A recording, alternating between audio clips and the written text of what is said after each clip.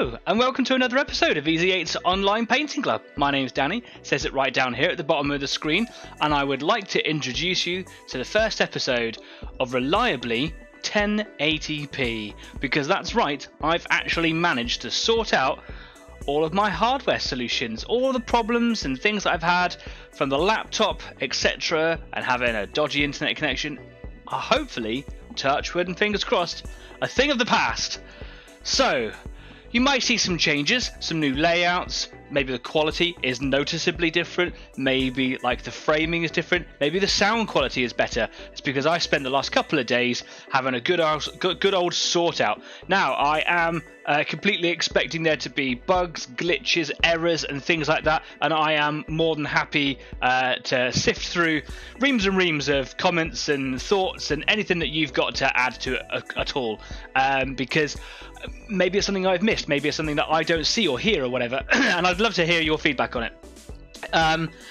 Hopefully that the music, you can hear the music, because there were some issues with it earlier on, but since running off of my PC, which is behind me over here, not my laptop, all of my settings seem to be saved, which is really, really new to me, because when I used to run it off the laptop, for whatever reason, it always seemed to not save them, basically, and I don't know why. So every day before going on live on the show, I'd have to go through all my audio, have to reset all my cameras and things like that, and make sure that everything was framed and the levels are all correct. But the desktop seems to do it.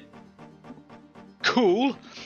There is one thing that I may just have a little flick through now that I'm live and I can see that there's a difference, is that on the live chat over here, where I've got Leslie, Jeff, Chris and Kesslin all waiting for me over there, I decided to make the text bigger so that I can see it. However, it has made it bigger and I can see it, but it seems to have made all of your writing go off the screen. So that's not very helpful. I can enlarge my screen so I can see me. Hello, me. And then if I can just bring the live chat, I can see it. I can see it now. That's cool. I can deal with that. So yeah, 1080p hardware connections and things. Hopefully from now on should be a pretty awesome show. If you stopped by last week, thank you so much for coming along. I was so poorly and I grew up on the stage, darling, so the show has to go on, but it probably shouldn't have, in reflection. I was just so poorly. I had COVID. I've had about 9 days off of work now, because my job requires me that I isolate, and then I have to provide 2 negative tests, each on one day, back to back. Today was the first day of negative. Yes, that's so cool. It feels so good. There was 4 of us where I work that all came down with it, and they had very minimal, if not any, symptoms. I had every single one. It hit me like a truck. So I was so poorly I didn't even know how to use words. I barely knew my name, and actually I decided to not review last week's show, as I always like to see, what could have been better, and how can I perform better and things like. Do you know what? That's a write-off. It was nice just to be up here. It was nice to have a little bit of company, and I got some stuff painted, which was great. I kind of went back over the stuff that I'd done, not because it was rubbish, just because it needed just a little bit of extra stuff ready for the next stage for today. So who have we got joining us today? We have got, let's go back up through the list, we've got Jeffrey, oi oi, we've got Chris the Wolf, hey-o, we got Kesslin, hi, we got Leslie. Music and volume is perfectly fine, dude, and can hear you and the tunes awesomely. Sorry I wasn't here with you last week. How are you feeling now? 100%, absolutely 100%. I'm looking forward to going into work tomorrow, because the biggest symptom that I've had with COVID is guilt over the fact that I have been, literally my season launched at work, and before the kids even got in there, the activity centre, I was away, me and another colleague from the same department, so my department was stretched thin. So yeah, the rest of my department are probably looking forward to some well-earned time off, and I can get back in there and do what it is that I need to do and earn the money to keep this show going. If you are new here at Easy8 Online Painting Club, it's not a tutorial by any stretch of the imagination. It is just somewhere where you guys and these guys and myself can come along and just get on with doing some painting, do the stuff that matters, close to your heart, man. because I've got a horde, an utter horde, veritable horde of grey plastic building up that just isn't getting painted. So by operating this channel means that I get a regular dose of I'm gonna go and do it. And you can join, tag along for it if you want to. Of course, if you like what we do here, then we're not just are here on YouTube. We are on, I've moved them. We're on YouTube, we're on Facebook, we're on Instagram, and we're also on the Discord Easy After Party. So if you like what we do, perhaps consider liking us and following us. And if not, subscribing to the channel, because every little bit really does help me at least feel satisfied that I'm doing a good job. So that'd be great. Share the word, tell your friends, tell someone random in the street, go, hey, have you heard about it? Don't do that, don't do that, that'd be weird. So yeah, if you are doing something this evening, if you're working on a project or just coming along for the motivation, that's cool. Let us know what it is that you're doing, because I would love to know what projects you are working on. I've got so many, and I will show you what it is that I'm on. So if we go over to the workbench, yeah, I got some old classic. Oh man, my camera is not working. This is a shame, because I can't show you what it is that I'm supposed to be working on. Is it going to do it?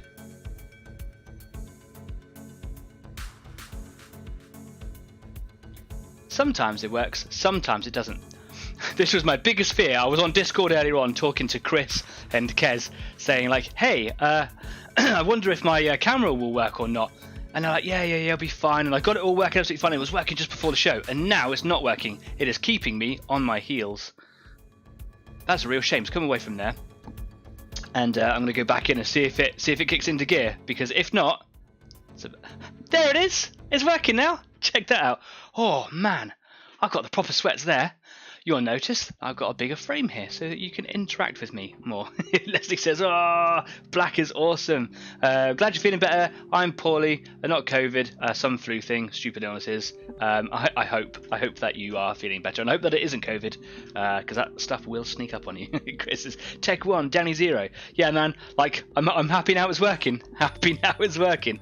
So these are the little tankerettes that I was playing with last week. I've got my little Sherman Firefly, which I've done in British green.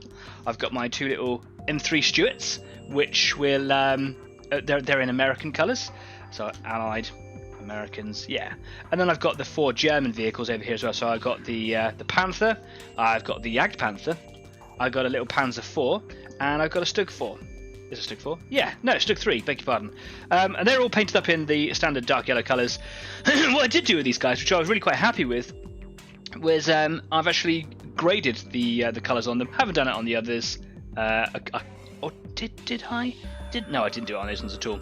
But these ones, if you look carefully, you'll see that the back end is slightly darker than the front. There's 3 colours here. There's the standard base dark yellow colour. Then there's a darker version, the next step darker, and then one step lighter at the front. And I've also done a tiny bit of zenithal lighting, and then there's a 50-50 transpirator and base colour mix over the top to really blend them in. It was just to play around with it and have a little bit of fun, and it came out really, really well, and it's really effective. Yeah, less is more with the smaller tanks, or any smaller miniature. So normally if I'm doing like a big 135th build, I would use up to 6 colours on them, just on that one sort of yellow colour. I am still very croaky. I think that's just me getting rid of the last 8-9 days. Apologies if I'm doing that, it's getting right on your nerves. So yeah, what I'm going to do with these today is I'm going to paint all the tracks, look at any of the little details that I can do before I move on to pin lining. I haven't got any of my pin lining stuff out because I have actually been doing all the chores in the house right up to just before the show that I've missed out on over the last few days.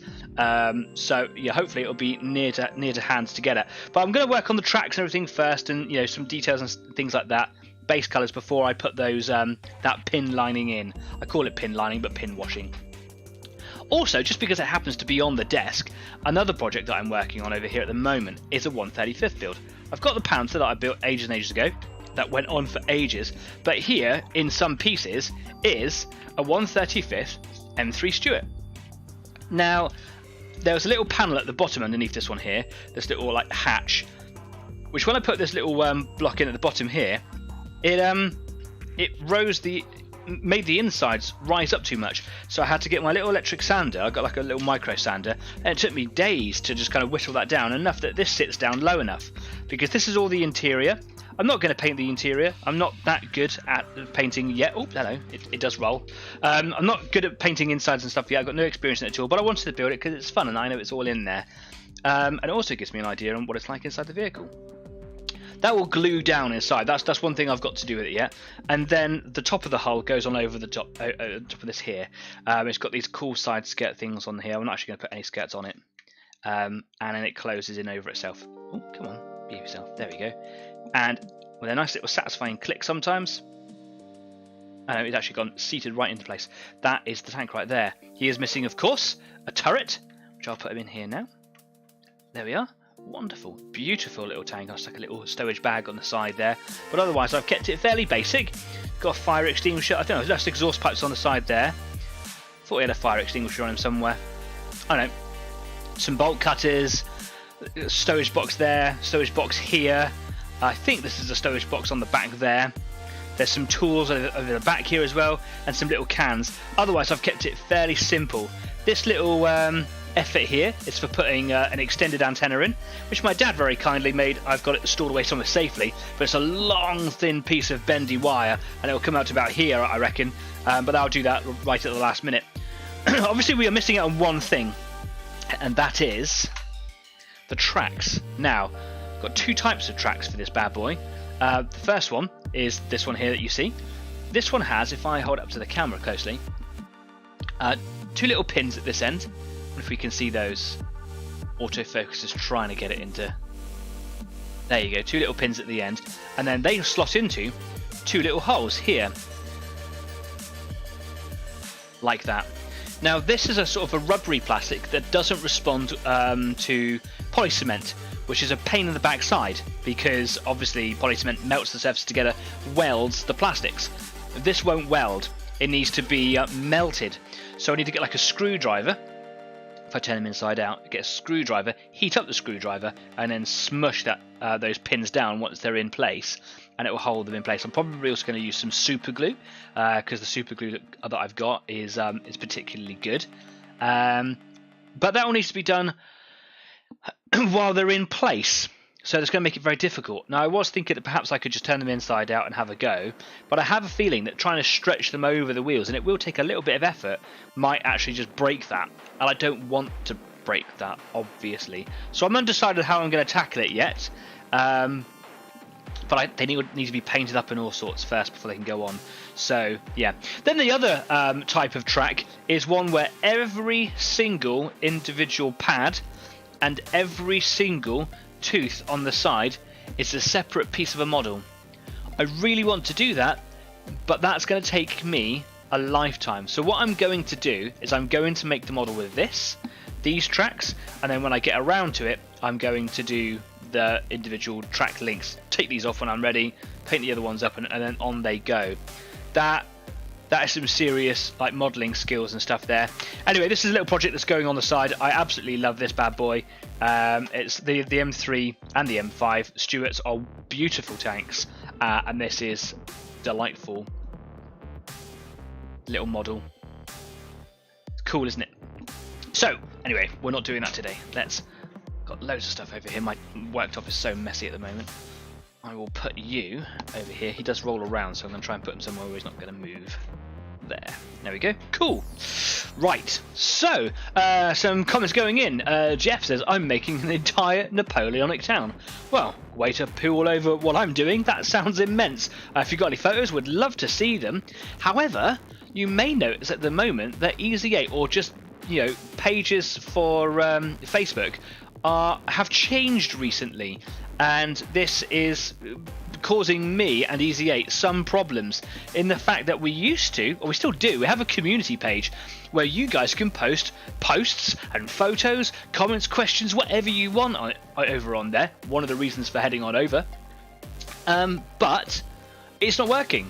Someone told me, Dave told me a little while ago and was saying like, hey man, I can't find the community page to put anything up. So I searched and searched and searched, and there was like a little update on Facebook. the community page isn't called the community page anymore. It's called mentions, and for some reason you can't see it. I can, so I can see all the stuff that you've put up there in the past. I'm sure there's a simple workaround that it just isn't obvious to me at the moment. If you know how to solve that, then please hit me up in the comment section down there. That would be fantastic, because you can't tell me on Facebook, which is frustrating. Anyway, oh, my chair's a little bit uncomfortable. There we go. Right. Okay, so what am I going to get on with right now? I am going to paint some tank tracks. I'm going to start from this end over here. I really like the Jagd Panther. It's a good tank. Pop my other ones over here, and I'm going to work my way through my German ones because I like them. So what I'd like to do, if I look at my modulation colour set right here, these are the yellow colours that I use for all the German vehicles. If I flip it over, you can see the different shades underneath. I've got right at the back here the deepest, darkest shadow called Dunkelgelb Shadow. Give it a bit of a shake up, and you can see that it's a very, very brown. It's like a weird ashy brown colour. I have used it for tracks in the past. On the smaller vehicles, I don't think it really shows up as well as I'd want it to. So I like to use Vallejo Game Air Charred Brown for most of my track colours now. The colours from the Game Air range, or the game range, are just a little bit more vibrant. They pop a little bit more, so it's a really good one to use. I would use my wet palette, but it's all dried out. It needs a good old clean, so I'm just going to be using my standard dry palette today. Got my little decent brush over here, and it has got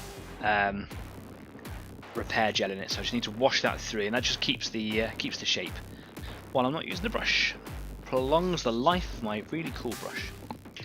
So I'm just going to give this a good old shake, and I'm going to give it a waz in the Wazomatic. Now, last week I said Wazomatic, and I could see Chris laughing at my Dunkelgelb. I said Wazomatic, and I got cut off, and the internet went.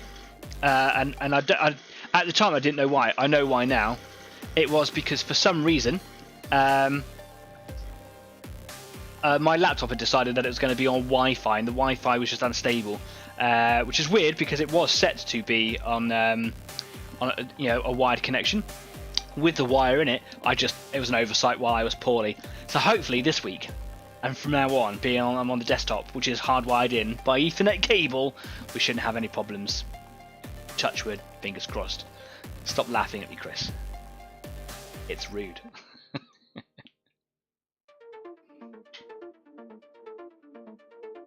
You know I can talk German.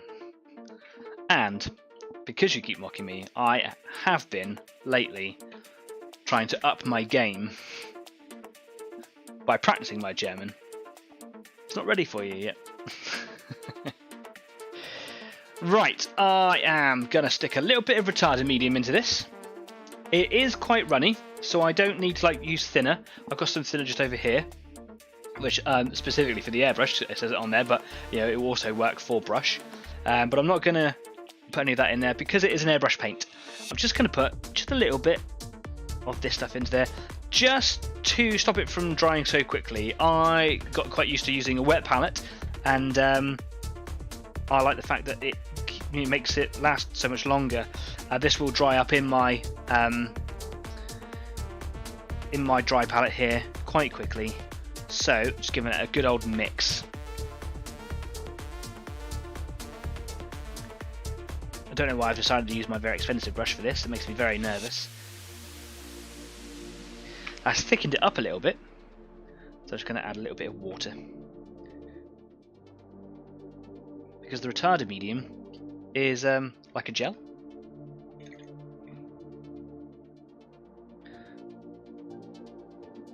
Right, bit of water.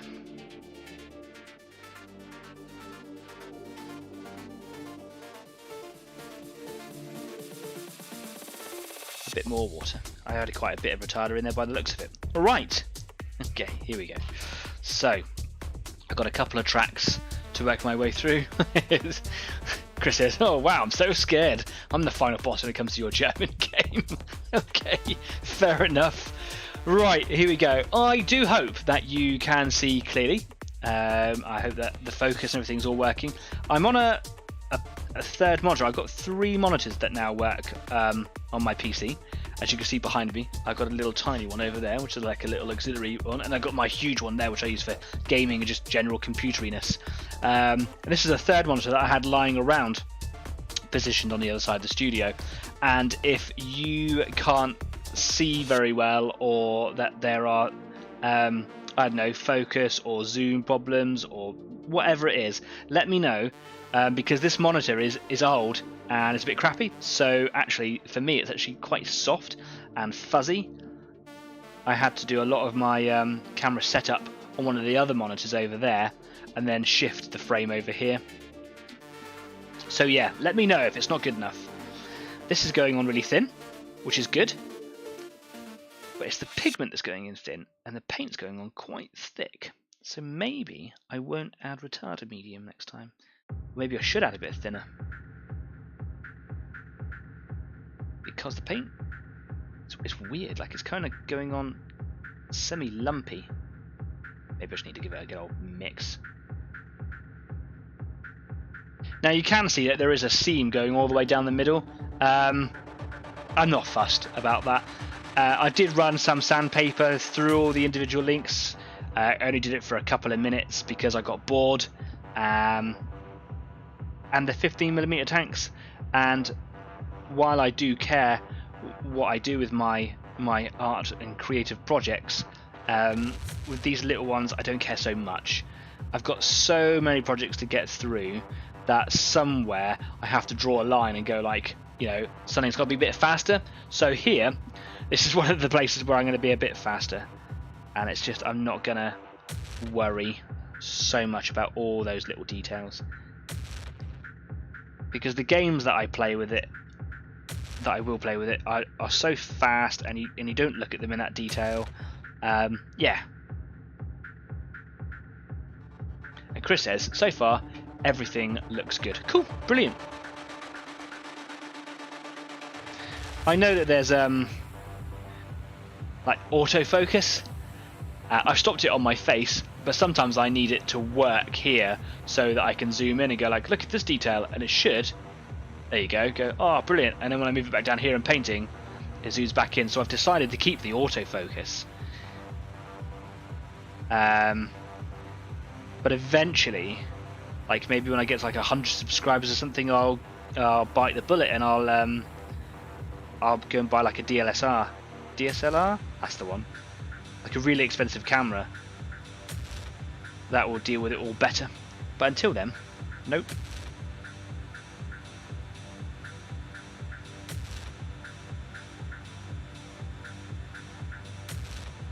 The retarder has actually made it quite difficult to work with. So in a minute, as I've used all this paint up, I'm not going to use retarder again.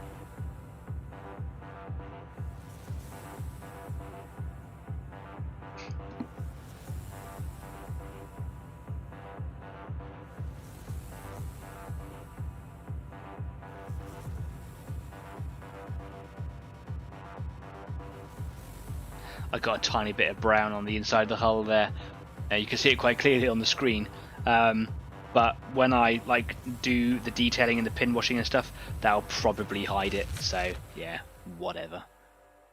Sounds like I'm being really harsh to my little tanks, but you know, keep it simple.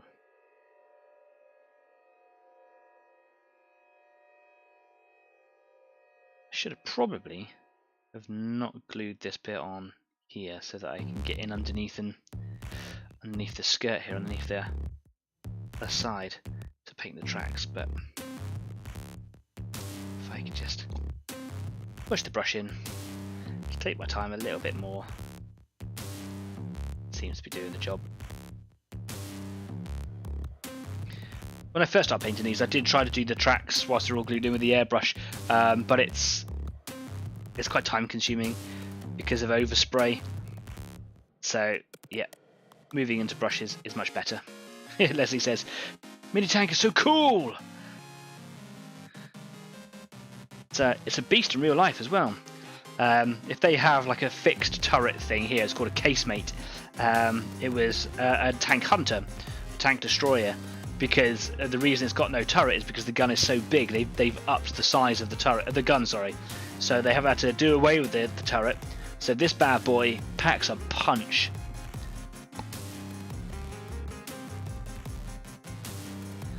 And the Jagd Tiger, or I think it's supposed to be pronounced, and this is where my German is slim, Chris.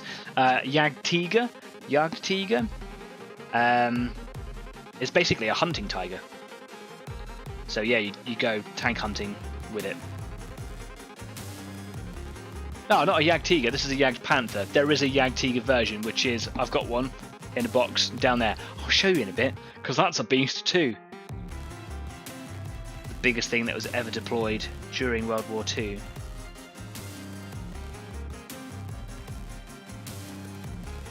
Which the King Tiger and the Jagd Tiger, which is the hunting version of it, I learned the other day that there were no confirmed front armor penetrations. That armor was so thick, not even the Firefly could get through. It was supposed to be able to by, on paper, but there was no accounts of it ever doing so.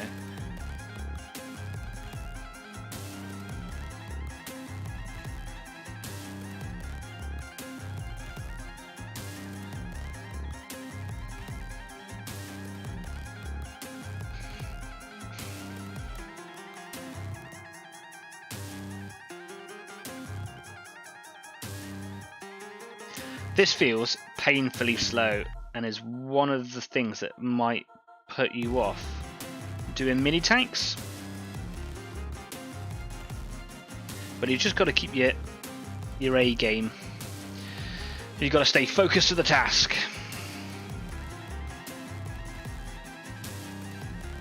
This is why I like to have a little motivational channel, is so that if you are doing mind-numbing bits of painting as well, then you can share in the pain of it.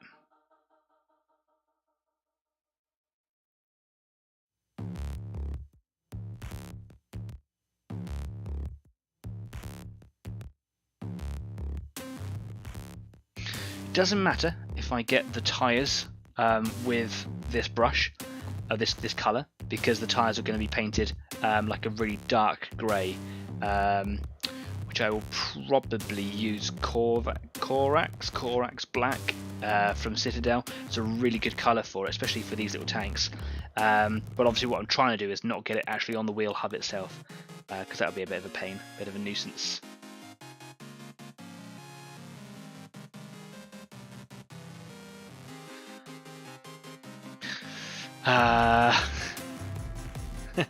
Danny tank lesson, says Chris. Nice. It sounds like an absolute beast, says Leslie. Yeah, it was. And yes, Chris, yeah, I can teach people too.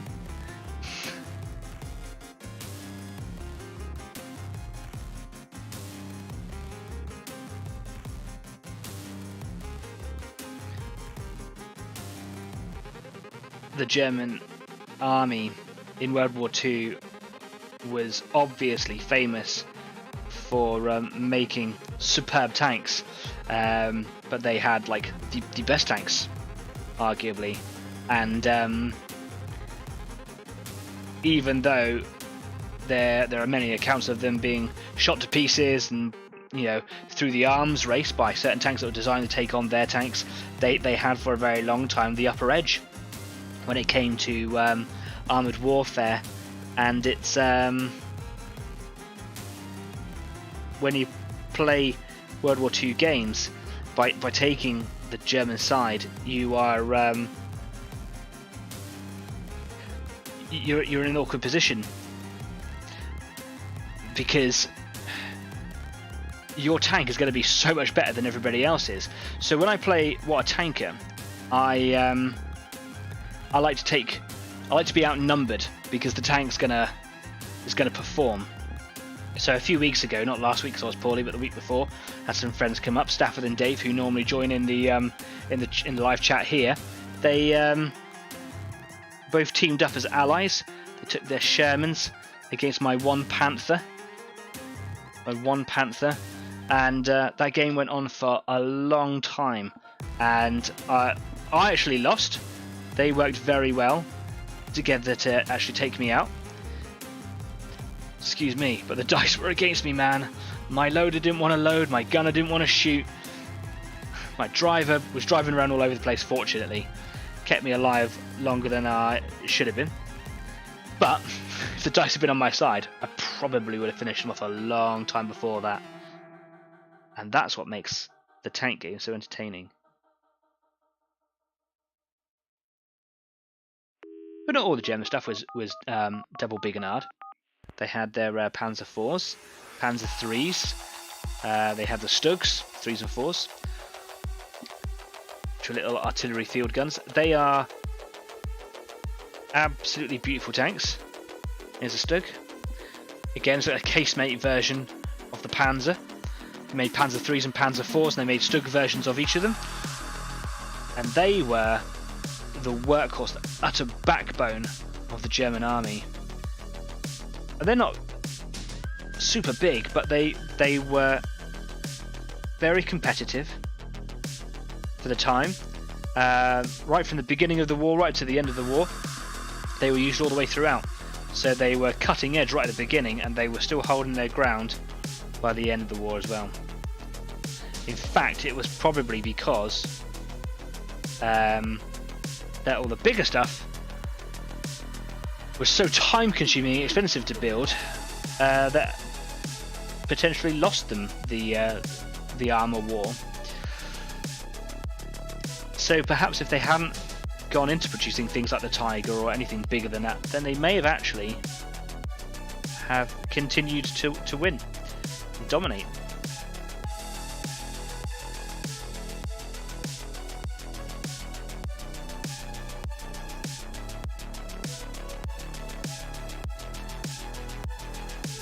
I've noticed while going over the top here that on some sides, if I was to like turn the angle of the tank from one side to the other, you see that one side of the tracks have been painted, but not the other side.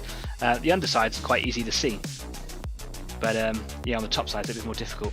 I'm trying to also get all those little teeth in there as well. That's the tough bit here. And while my paint mixture isn't that great, it's actually quite difficult. So I've done the ones that I can get to for now. Painted around the wheels, painted the underside as well. And while that paint dries, rather than go to the other track and smear my hand all over this one, especially while it's got paint retarder on it, I'm going to move to a different tank. So I'm going to pop him over there. The music in my headset is very loud, so I'm just going to turn that down a bit. Oh, that's better. And I'm going to have a little drink as well.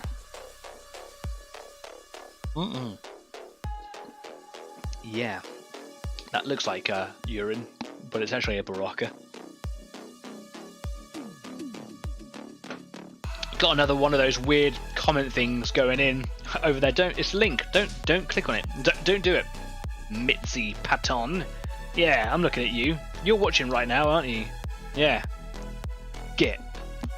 Leslie says, I can teach people how to play the guitar.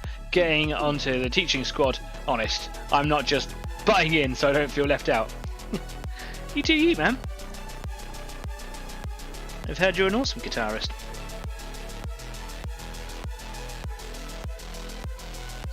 Right, so moving on to the Panther. Do I want to take the turret off? No, the turret's not going to fall off. Or is it? It's going to get in the way though. So, there we go. Pop them off there. And just like on the other one.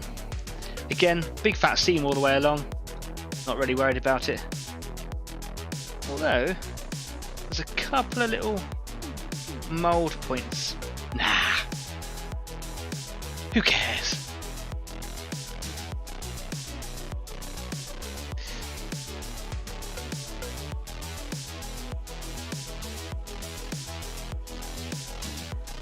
Trying to use up all this paint quite quickly because I don't really like the consistency since I put that retarder in there. Didn't think it through.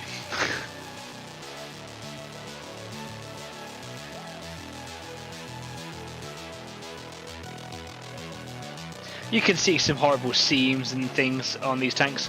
15mm, don't care. I tried to keep it as clean as I can. These little Zvezda models, they are wonderful.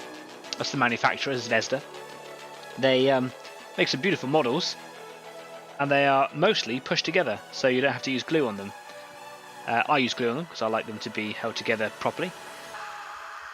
But the push fit, sometimes things don't quite squeeze all the way.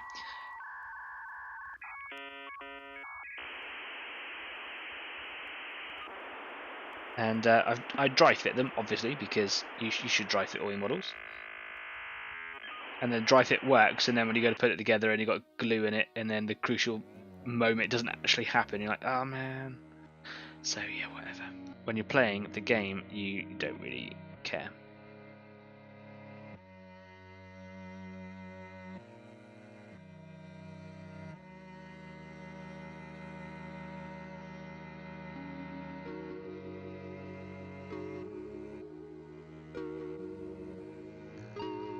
Right, I am ready to clean this brush out and put some more paint in the palette. I didn't like that consistency at all. It was like putting gum in there. So I'm going to pop it straight in the same bit here. There's hardly any paint left in there now. I'm just going to put a blob in. There we go. And I'm just going to see how that paint, unfettered with any other products, goes. And I can put thinners or water into it as I need to. Yeah, already that's just better to play with. Clearly I need to play with the retarder medium to kind of find my perfect sort of ratios and textures, consistencies and things.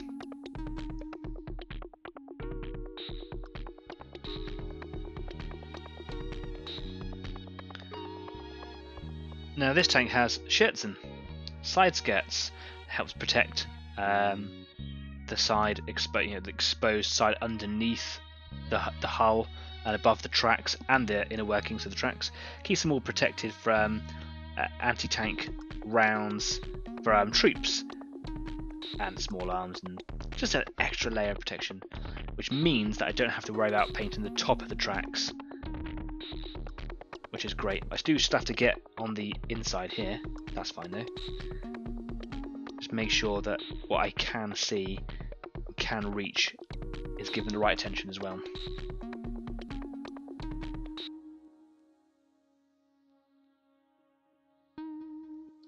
Maybe a touch of water, just a little bit.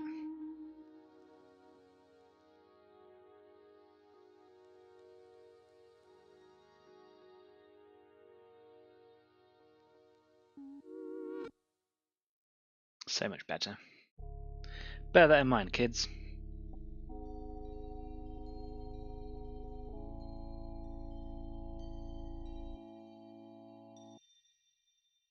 It's a tricky bit just in here, because I actually see quite a bit of exposed track. Trying to get the brush in there to paint it, it's actually quite difficult. Just take my time. Force those bristles in. There we go. Oh, got an itch. It's got me.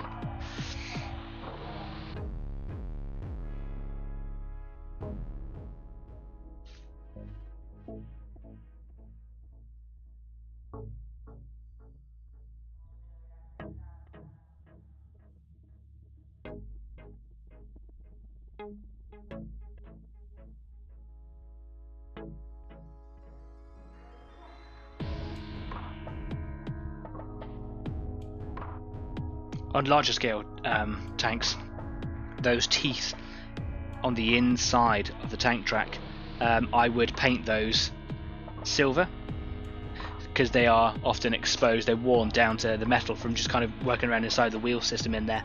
But at this scale, I'm not even going to bother doing that. Got a tiny bit of brown on the tyre there while I was actually waving the paintbrush around.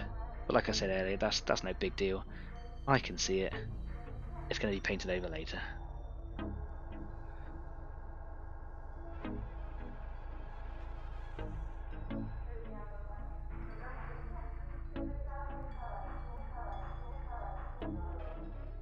And if you've never played Water Tanker, oh man, you're missing out.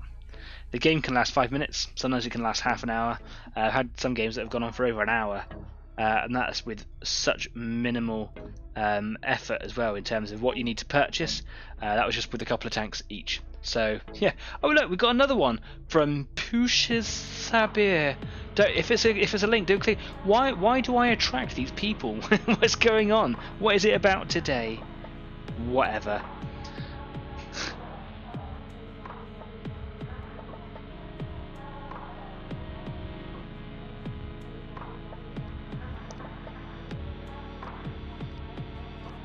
A little bit on the shirts in there. Let's get rid of that. There we go.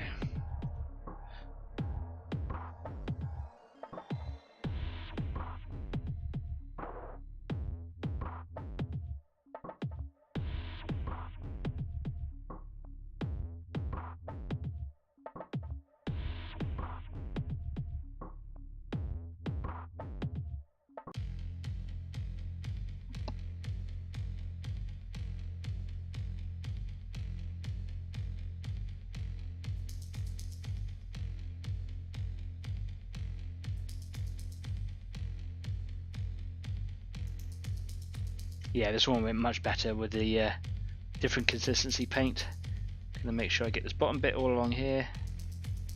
Being quite rough and crude with it, really.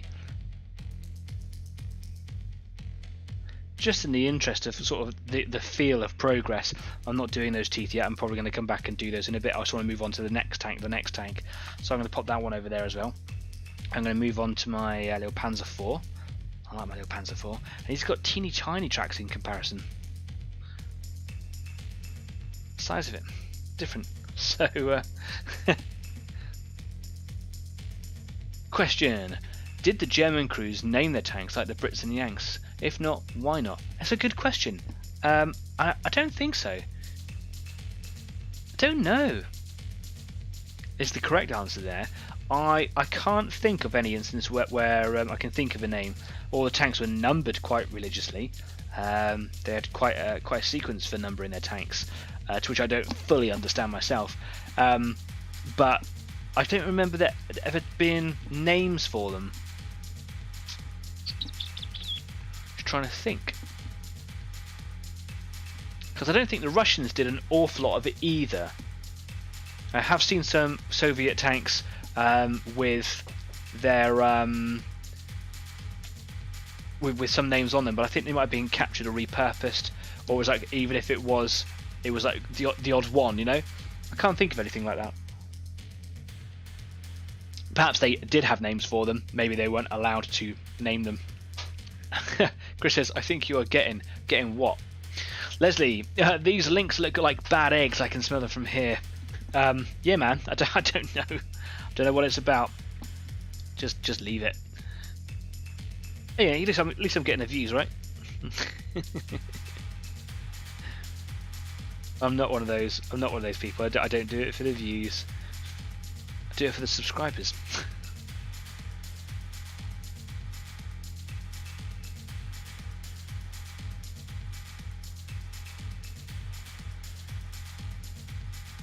Oh, that's quite tight. Come on, there we go.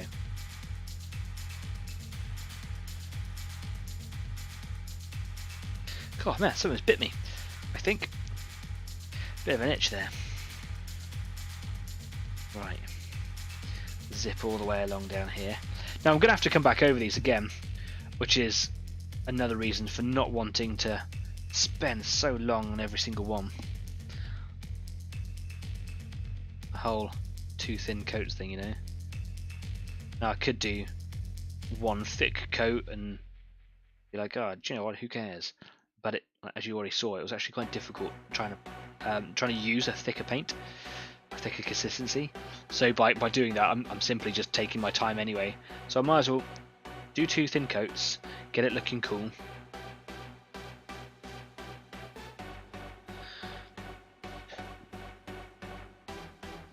What is the time? Oh, it's 1:45.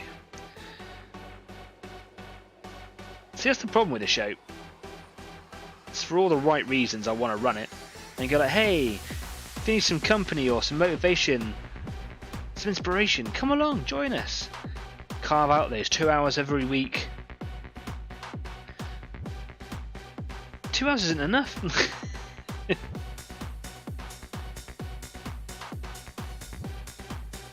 But sometimes it's the only 2 hours that I get, which is why I do it.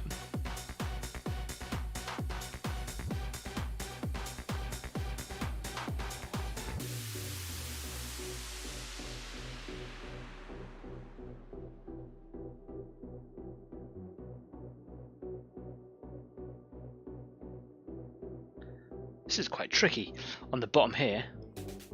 Oh no, look, my camera has frozen. That's weird. I just looked up to check. Kids are going, has the camera frozen or is it just me? Yeah, my camera's playing up today, isn't it? Let me come away from here. That's weird. I'm getting all the technical issues just with this one camera here, which has never played up before. I don't really know what's going on there. It might be something to do with the connection, because I've had to run like an extension for it, and it could be anything to do with that. Let's go back again and see if it's kind of sorted it out. And now it's done that thing again. Oh, you pushed me through a hoop today. Oh, come on. There it is. I don't know why. I don't know why. Do you know at the beginning of the show, I was like, if you experience any problems, let me know. That's one you don't have to let me know. I can see that one.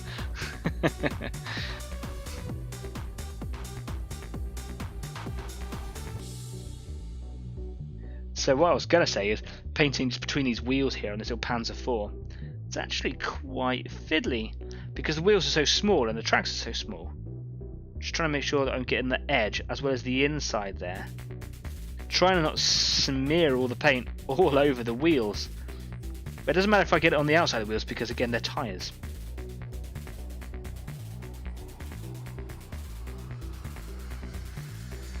But not the inside of this wheel here, because this is an idler wheel. Dan, buddy, your painting is frozen. No, it's not now. It's not now. There's a slight delay from what I'm broadcasting to what you'll see. Sorry.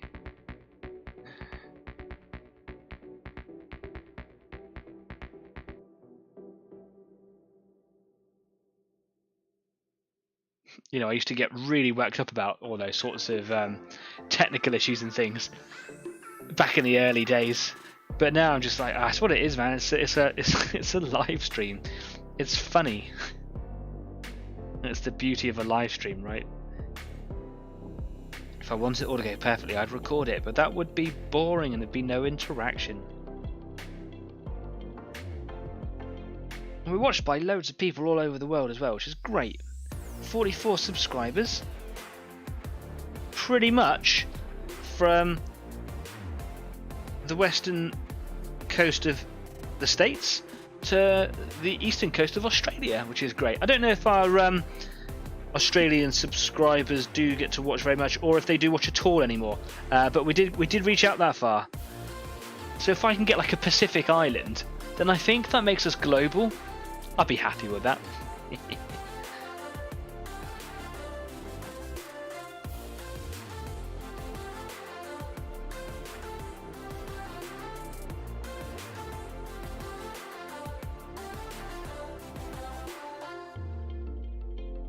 One thing I was trying to say last week as well is that we got quite a few new subscribers and followers on Facebook as well recently. And if you are watching this back, this is to you. You know, I can't remember your names off the top of my head, but I have seen all of your recent likes and all of your recent subscribes and follows and things. Thank you very much for coming along and being a part of the show.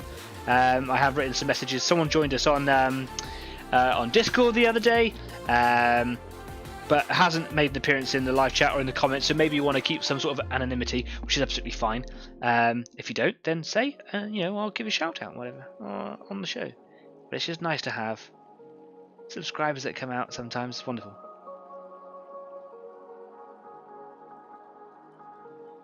And I'm fairly certain a lot of it's got to do with the fact that I talk quite a lot to John Takax over in the States, who runs Out of This World Models and Minis.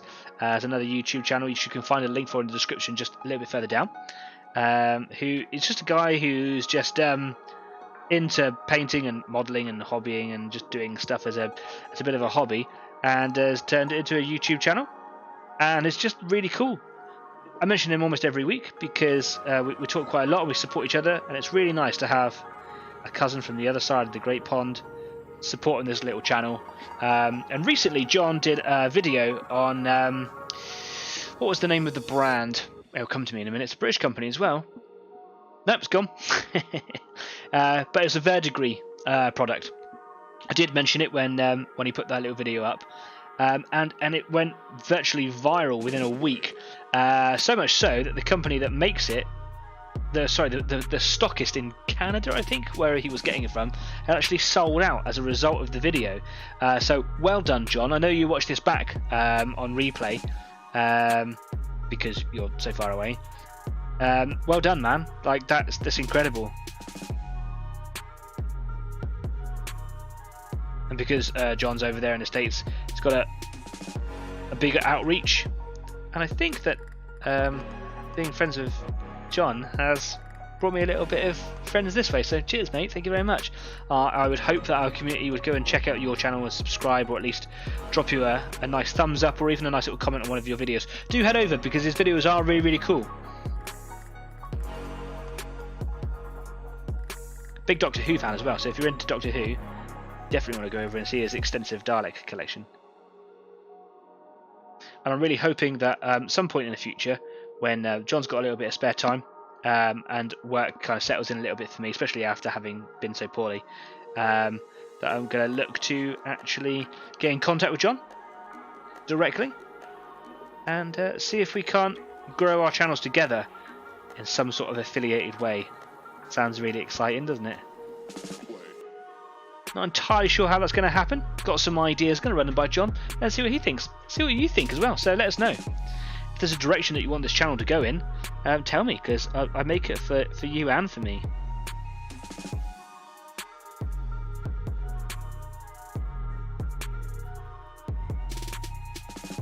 I was hoping that his little Panzer IV was going to be quite quick to paint the tracks, but it just took as long as the other ones because it's so small and fiddly.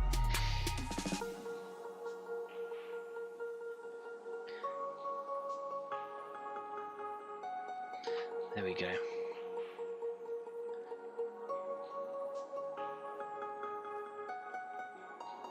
Now it might be that on the darker colours, like the British Army green, that I might not actually have to worry about doing two coats, because their undercolours might be dark enough that it just passes off anyway.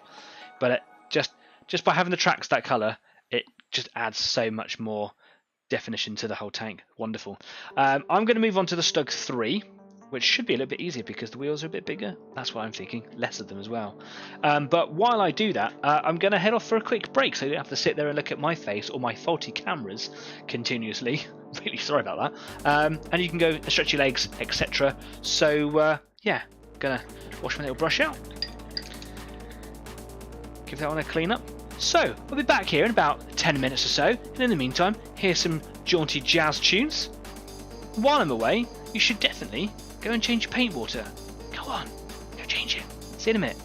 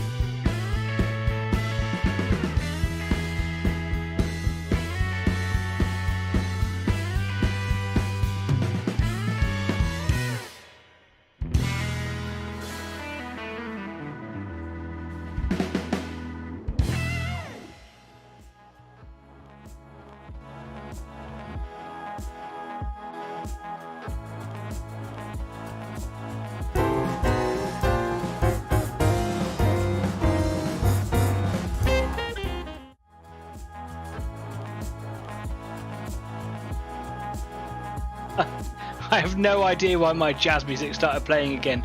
Clearly, there are a few technical things to iron out since I've kind of done all my hardware upgrades.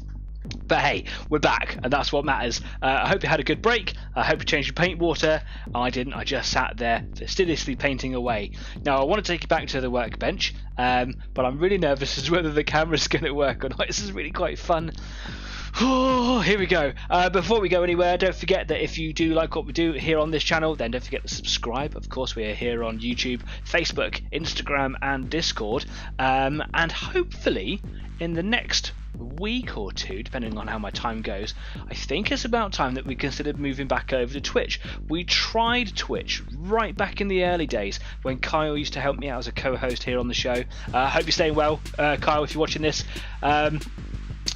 Yeah, we tried it, and because there were the reasons that I had to upgrade all my hardware, so making sure that I was definitely on an Ethernet cable, which is very difficult to do, which is why I never did it, making sure that I was on a decent dedicated computer system, you know, all of those things basically meant that running a live stream through here on YouTube and on Twitch just completely destroyed the quality of the stream, which was gutting because I really wanted to be like a multi-platformer, because the things that I do here, like painting models and things like that, they kind of relate to games.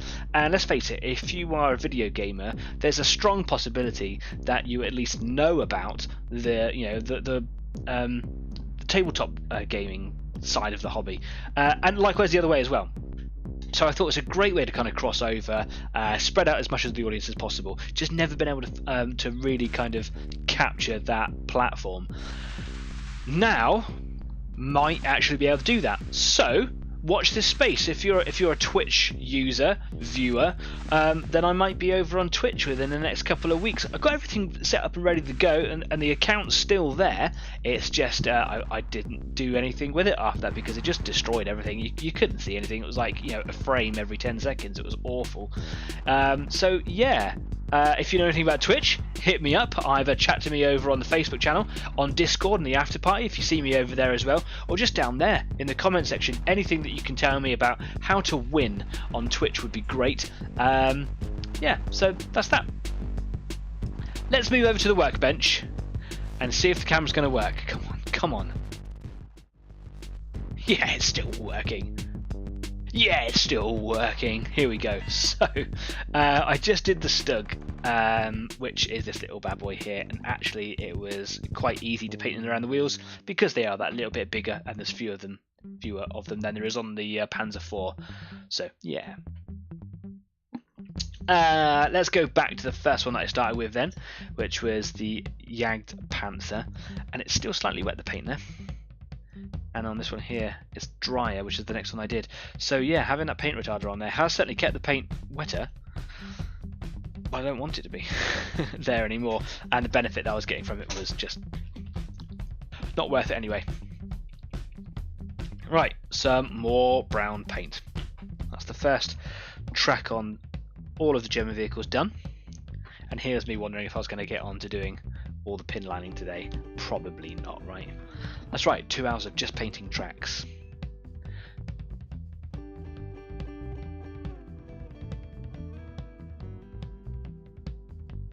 Really excited to be going over to Twitch. So yeah, watch this space, Twitch users. If you know anybody that's over on Twitch that might be interested in watching the show as well, let them know that we are coming to bring the community over there.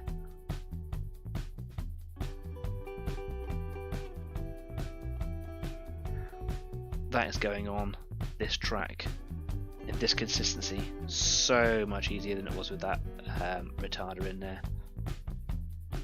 I get nervous about my paints drying up in the palette because it's a waste, isn't it? If you're going to use it all but it dries up before you get to it, it's a waste of paint. And I don't like wasting anything in life. I think waste is awful. And paints, they cost money as well, man. So I like to, you know, where I can get my paints to stay moist Retarder obviously won't keep them as moist as a wet palette will. Like wet palette, steel wet palette will keep your paints usable for like up to a week.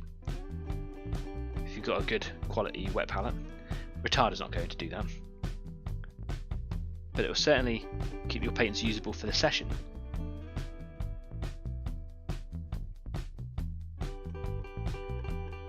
But the retarder that I'm using here is a gel, and it made it so much more unwieldy.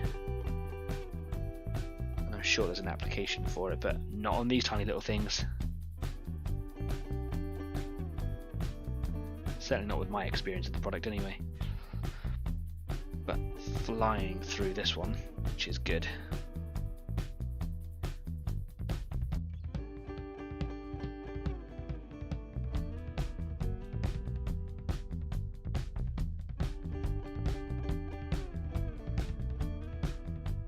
Excellent. Just the front of this track here. And again, just trying to get up underneath that fairing or fender. Hub, if you want to call it.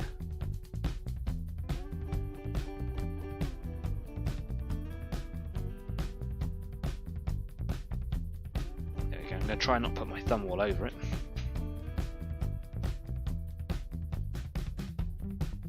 Now this is the bit that was really tricky with that retarder in there. So I'm hoping now, smoother. There's the cat hair, you can't see it but I can. It's just there, actually stuck to the model. What would a show be without the cat making a show? Darren has come to join us. Hi guys, hi Darren. Thanks very much for coming along. Haven't seen you for a few weeks, I hope you're really well. Nice to see your name appear up there in the live chat. I don't know if you've seen the beginning of the show earlier on, Darren, but you were powerful.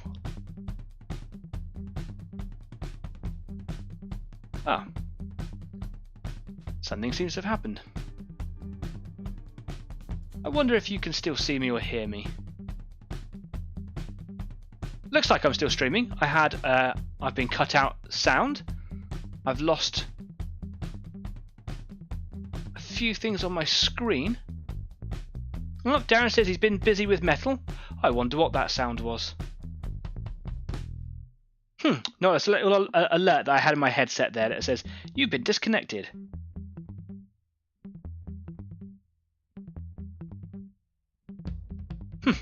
Peculiar. Well, we're still streaming, that's the most important thing. My music appears to be looping, which is a bit disconcerting. You might be listening to the same tune over and over again. Let's see how it all goes. Interesting technical hitches. Basically, Darren, everything should be a little bit clearer today. There should be better resolution. Everything should be better in terms of what I'm producing today, like the quality of the show. But I've had cameras that are turning off or freezing, funny alerts going off in my ears. I've had people putting weird links up in the live chat. Oh, it's brilliant. Yeah, normally if my internet connection drops or the show becomes too demanding for the laptop, I get this tiny little chime that goes bink in my ears, and then I know I've been cut off. And I had that just a second ago there. And you guys said that you're all watching it still, no issues. I wonder what that was. Well, whatever.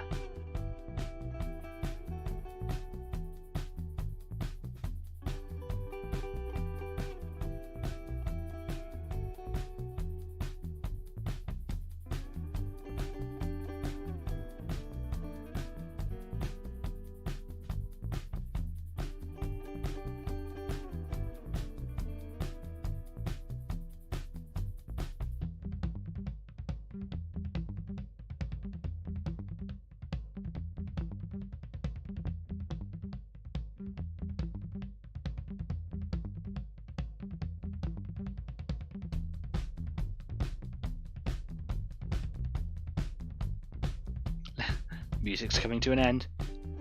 Oh, I thought it was gonna finish there. I was like, oh, I wonder if it's just gonna carry on looping. Yeah, I was really quiet then so that you couldn't, so I could hear the music. See if it was just gonna continually go on. Kes says there's ghosts in the machine. Yeah, man. That's the actual thing, isn't it? It's ghosts. Something that happens and you don't quite know why. No one can work it out. It's a ghost in my shell.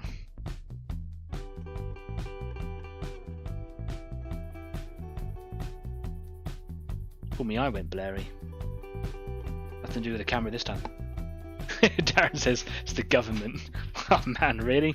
If the government think that this show is worthy of spying on, then, you know, cool.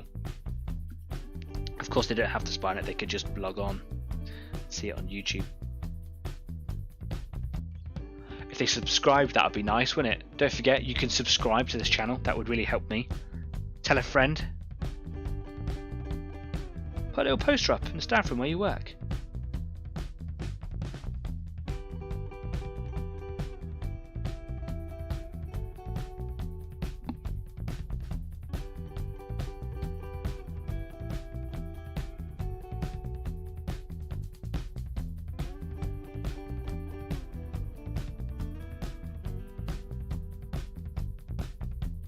I think I watered that down a bit too much there. Oh no, that's good. Or a little bit.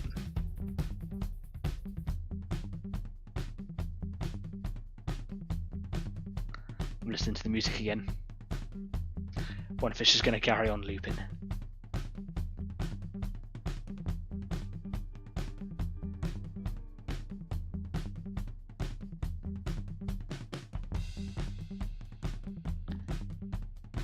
Yeah, NSA recommends Danny's show. The NSA got to do with this country. No, all are welcome. You know, even top government agencies need to unwind a little bit of model making as well. If you worked in the NSA, what model would you want to do? Glossy black Jeep, right? Leslie says, regardless of the hiccups, still a cracking show, and no, the government ghosts. What next? Yeah. Thanks very much. No, all the support was wonderful. Like I say, I used to get really nervous about the show falling apart and not working properly, but now, well, still frustrating sometimes. I don't find it bothersome. It is what it is, right? Tune.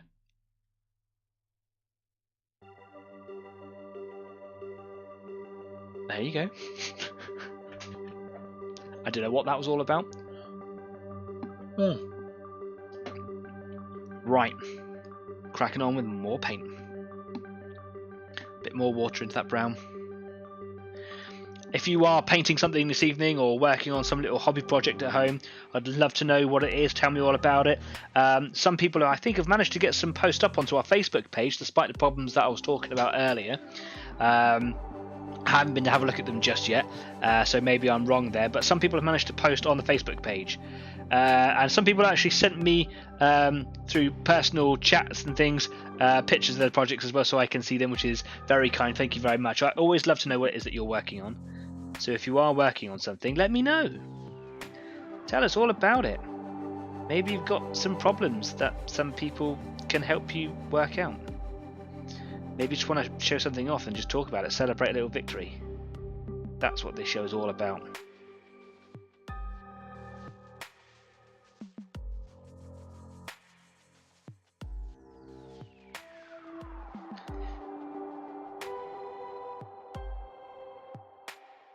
There we go.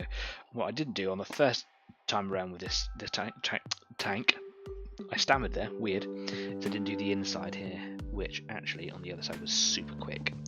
So let's get that done now.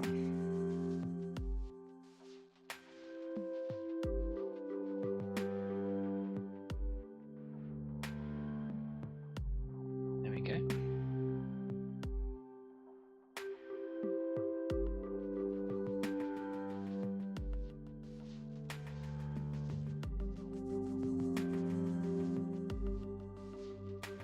And like I said earlier, just that simple thing, just that simple act of giving the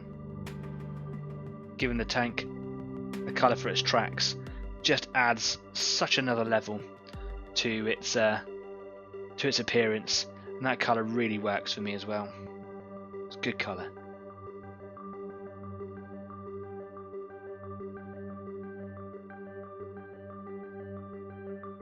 Incidentally, that's the side I've just done.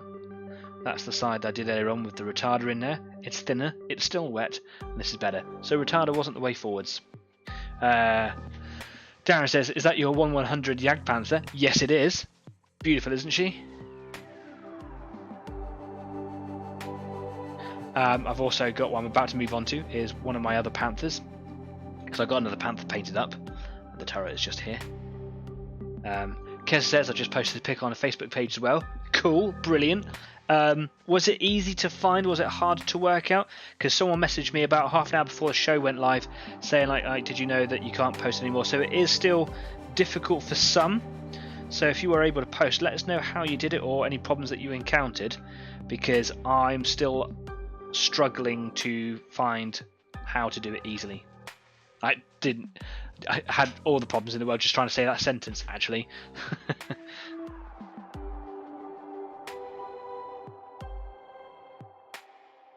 Easy 8's not talking right, club. Whatever. It's only embarrassing because it's recorded for posterity, so that you'll always be able to go back and see what errors I've made.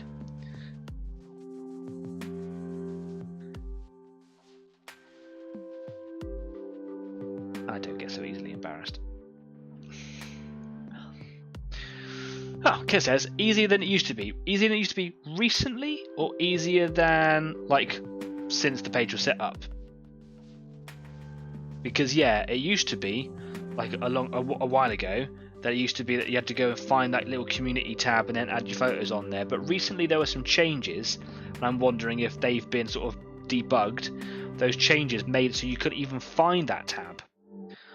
It existed, the data was there, but there was no connection to it. You couldn't find it. I could only see them and couldn't interact with them. So I wonder if that has now been debugged. They've sorted that problem out. And yeah, since the changes they made. Nice one. Cool. So there you go. You can now go over to the Facebook page for Easy 8 and you can post up all your pictures of all your projects that you're working on. Doesn't matter if it's models, it could be something else. Chris likes to do digital canvas, digital watercolours, and Chris is an amazing artist as well. It doesn't have to be models, you can be doing anything you want. Just come along for the company. That's what Easy 8 is here for. Put your pictures up there if you want to. I believe Leslie often just does some guitar work. Whatever, man. I'm just grateful for the subscribers. Darren says, are you using loose paints or a paint set? It's looking good. Interesting question. I am using a paint set, but I'm not going all out with it because it is such a small model. Less is more on a small model, obviously. He says obviously, it took me a long time to work that out. I am using my modulation set that I would normally use for my 135th builds, but I'm just using a fraction of the paints for them. So I've just chosen the straightforward base colour, and then I've done a little bit of shadow work on the back of it, so it's a little bit darker at the back, you can see there, and a little bit lighter at the front. So there's 3 paints used on it, and then it's a filter with the original base over it again. Nice and simple. And that was just to kind of to play around with it, really. But I do like the sort of variation it plays with the eye. A little bit darker at the back, a little bit lighter at the front. I haven't done it with the other colours, so I've got some allied colours on my little Stuarts here. Haven't done it on those, and I've also got my Firefly here in British Army green. Haven't done it on that one as well. These ones are just nice and light, and it's nice and easy to see. So that's cool.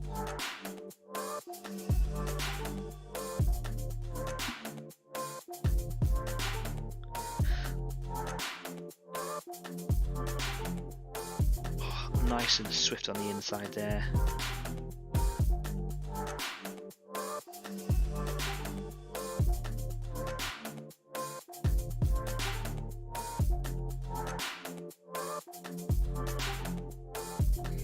Painted a bit cack-handed there. Don't know what I'm doing. Come on, Danny, sort yourself out.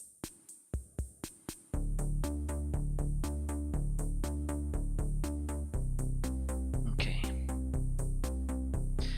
Now I've got to do the inside. Need a bit more paint, actually. Let's get some more. Oh no! No, no, no!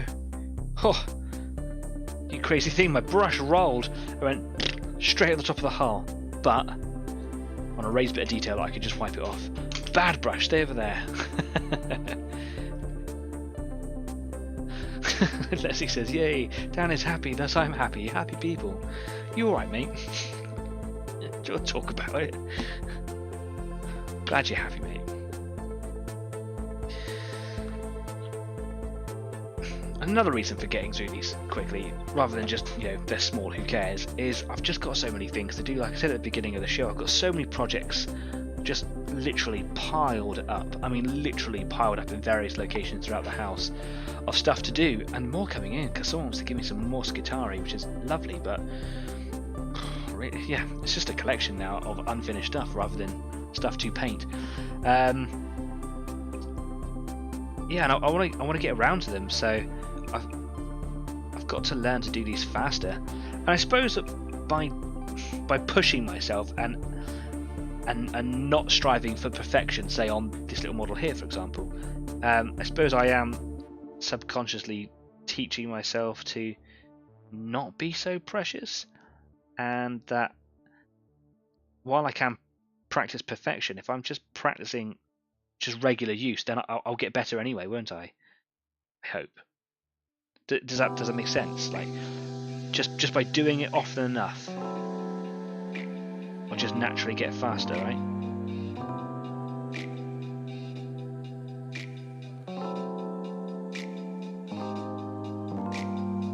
Obviously, there's a compromise in there. I don't want to do like sacrifice all the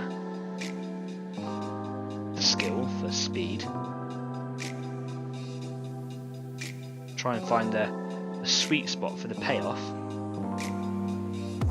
and then with regular practice, made a right hash of that. With the regular practice, I should get better. Leslie says, "Thanks, I'm good, honest." Good for you, mate. Smeared a little bit of brown up underneath the skirt there. It's not really noticeable, but I did such a bad job of it. I thought I'd just get in there quick and yeah. There we go.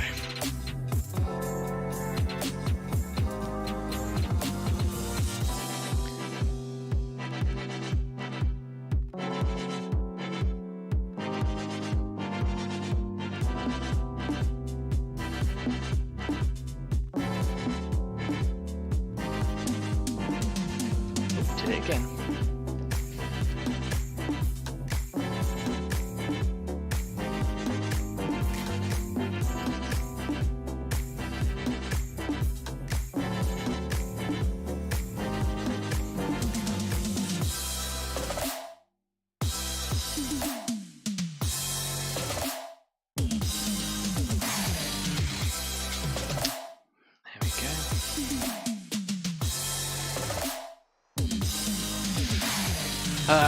Darren says, mud paint, dude, hides a multitude of sins. You're absolutely right.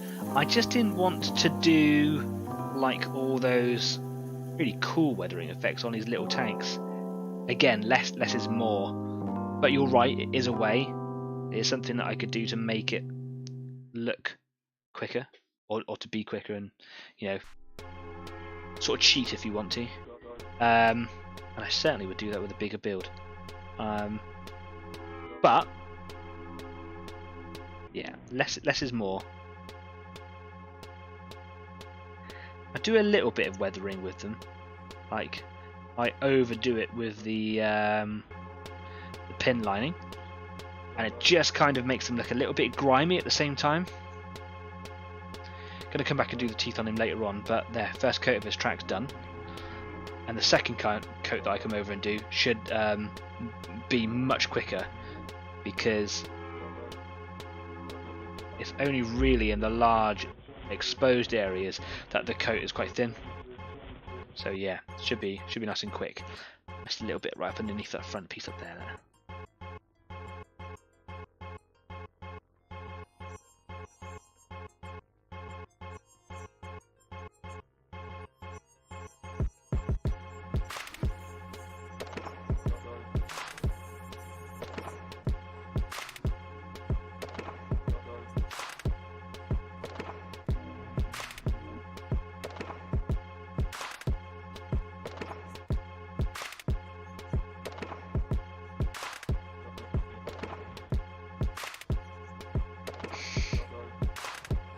Cool. Back to the Panzer IV then. Chris says, I mean, there is a truth to practice makes perfect. I don't know how to spell. I think you spelled that all fine. Check you out. Darren says it's very easy to overcook a model with weathering. I agree with you there. Yeah, especially the small ones. Especially the small ones. I've done 28 millimeter miniatures as well, and I've done a lot of weathering on them, and it was too much. It was too much. The bigger they are, the more canvas space there is to put that sort of stuff into there. But these, they just don't need it.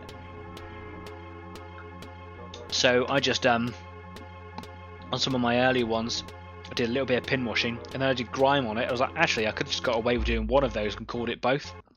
So yeah, unnecessary. It still came out fantastic. Like my little tiger, it was lovely. Get him out in a minute, I'll show you.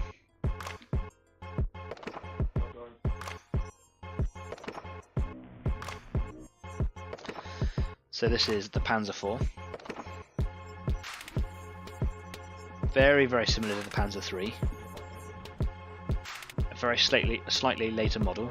Was initially designed as part of the Panzer project to be a supporting tank for the Panzer III.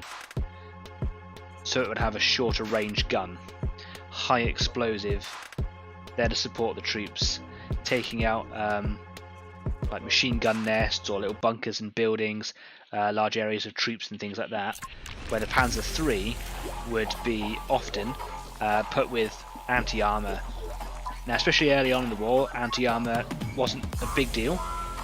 It wasn't like they were going up against some of the super developed armour of later on in the war. So the Panzer III and its 75mm cannon was enough, and was very successful. And the combination of it in the Panzer IV, obviously Blitzkrieg was a great success for the Germans at that time. And then they also made the Sturmgeschütz, or the Stug, and he made Stug 3s and Stug 4s, and basically they are turretless versions of their namesakes. So the Stug 3 was a Panzer 3, but with a casemate rather than a turret, and a much bigger gun in it.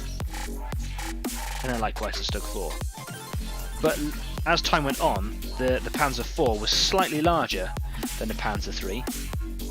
And it just meant that there was more space to do more modifications to it, and it became its own thing in the end. So it didn't stay with the short gun the entire time. In fact, it was quite soon that they started putting longer range cannons on them. They actually put some big guns on them. And then to support the Panzer IV, they started putting some of the shorter range guns on the Panzer III. So they actually were quite versatile between themselves.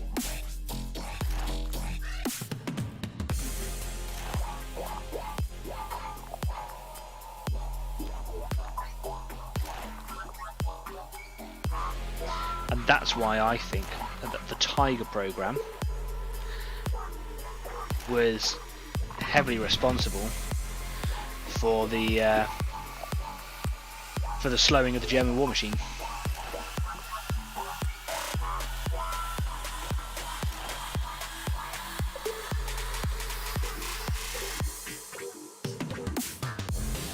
Because they put too much of their focus and attention into the larger vehicles. The Panther, don't get me wrong, like the Tiger was good, but it just broke down a lot. And the Panther, they should have stopped with the Panther. It was still a medium tank, though it's a very big tank, and arguably it was actually across the border of what a medium tank should be, and went into being a heavy tank. And they were fraught with problems themselves. They broke down a lot as well. But they were good tanks, and if they probably just spent the time ironing out the problems and the kinks they had with the Panther rather than developing the Tiger program, then they might have actually done a lot better.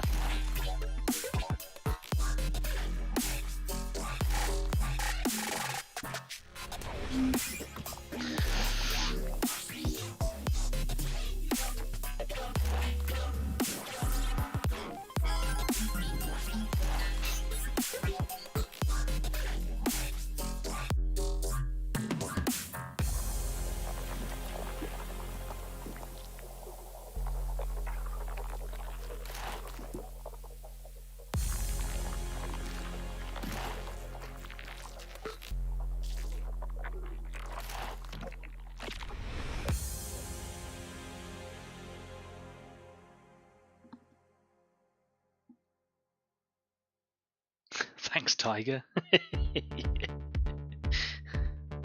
I mean, there were a lot of other factors that go into it as well, like, you know, the Russian front. Shouldn't have picked on that side, on the eastern front, sorry. They shouldn't have picked on over there. Should have stayed well away from that.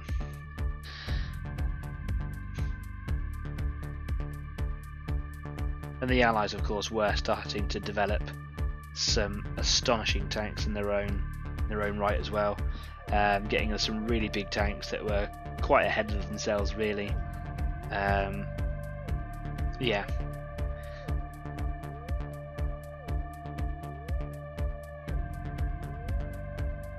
I mean, the British, as much as I can be patriotic, made some really good tanks, especially towards the end of the war. But at the beginning, we also made some junk. And then coming up towards the end of the war, unfortunately, they didn't get really much of a chance to show their worth. But there were things like the Comet, the Cromwell, which were really, really good. The Firefly was amazing. But then there's the Cruiser 3, which I believe, if I read the information in the Bovington Tank Museum correctly, said it was argued to be the worst tank that was ever made. And that was one of our regular tanks. We made some awful stuff. But based on the success of the Firefly with a 17-pounder, which was just smashing up even some of the heavier the heavier armor on the enemy side, they were like, right, let's rather than find something that we can put this gun into, let's build a new tank and with this kind of armament in it. And that's when the Comet was basically the prototype into the Cromwell, and then other tanks that went on from there. Because a 17-pound shell is gonna ruin your day. Interesting fact about the Firefly, though, the 17-pounder anti-aircraft flak gun, I think it was a flak gun, anti-aircraft gun, that they used for it wasn't just a bolt-on affair. It wasn't that they just went, oh, let's put this gun in the tank. There was a lot of experimentation that went into it. They obviously made one prototype where they had to fit it in. Turning the cannon sideways inside the turret, sorry, wasn't just to fit it in. It was so that the loader had space to kind of do his job. I suppose it was to kind of fit it in, but yeah, it was so the loader had access. And the gun was cut down and remade, and the frame that the gun sits on was completely redesigned. Actually, after the first prototype, the 17-pounder was specifically manufactured for the Firefly. So it wasn't like we had and we did like to repurpose a lot of things in the British Army at the time. We actually specifically built the 17-pounder to go into the Firefly. So when we started to learn that it was a very effective cannon to use against heavier armour, we then started looking at building specific tanks for it.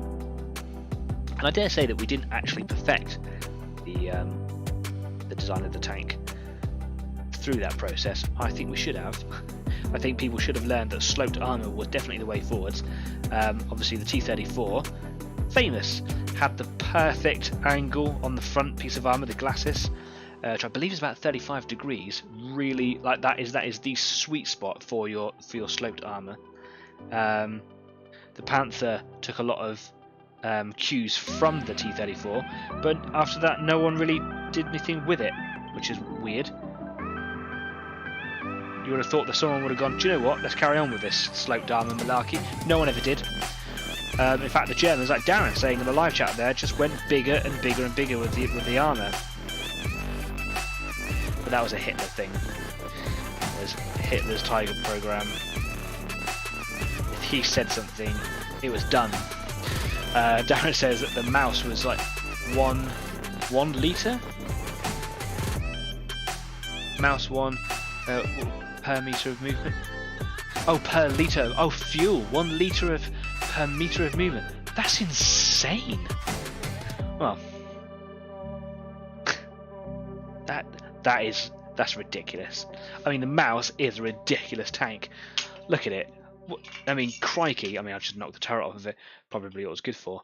It compare it to the Stug. What? Are you crazy?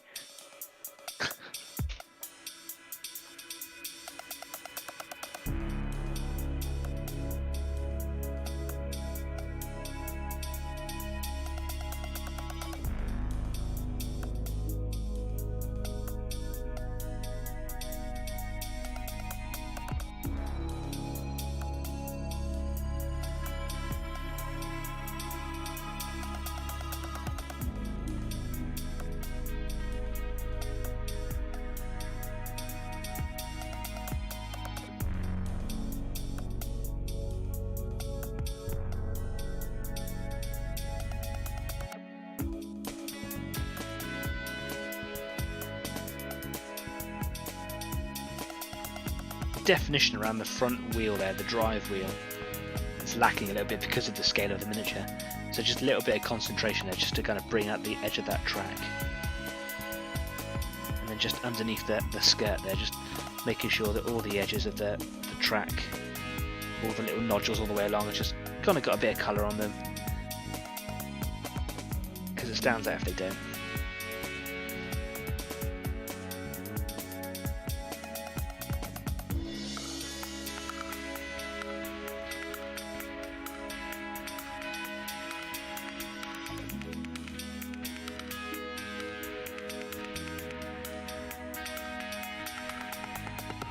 There we go, that's a bit better.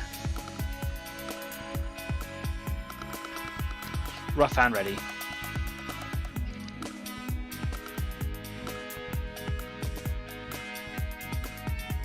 Cool. Panzer IV. Done. Darren says, have a look at the E series of German tanks. The Ratte is a 1,000-ton tank.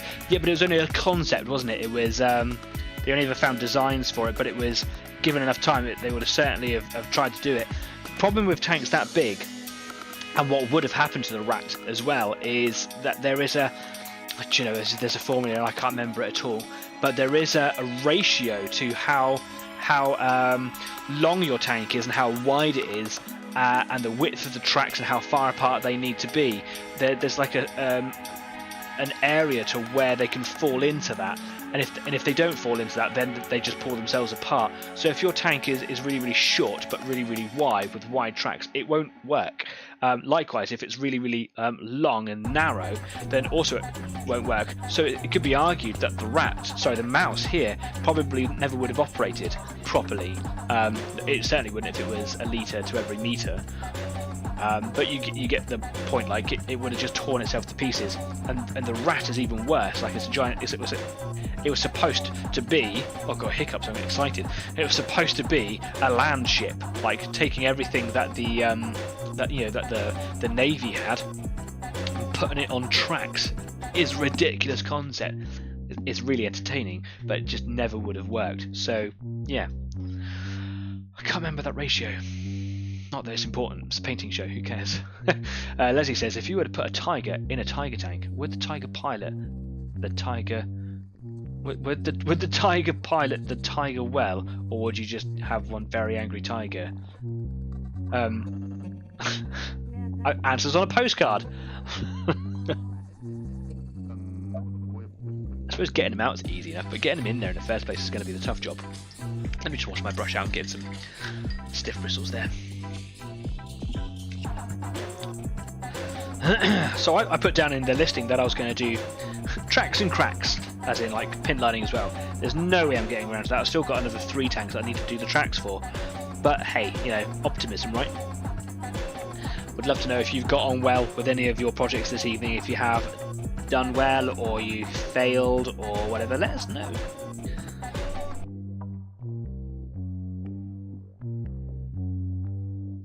Right, so this is the Stug 3.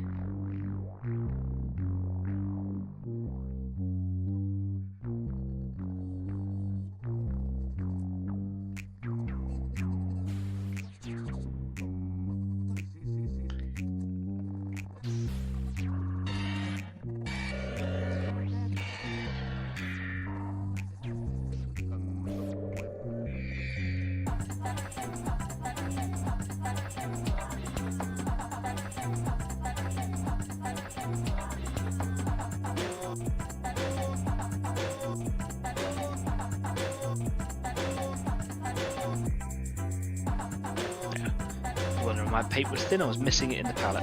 It's better.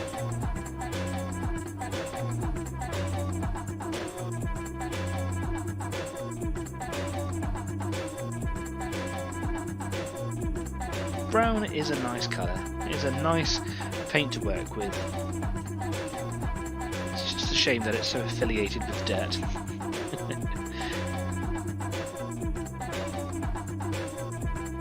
Synonymous with all things poop.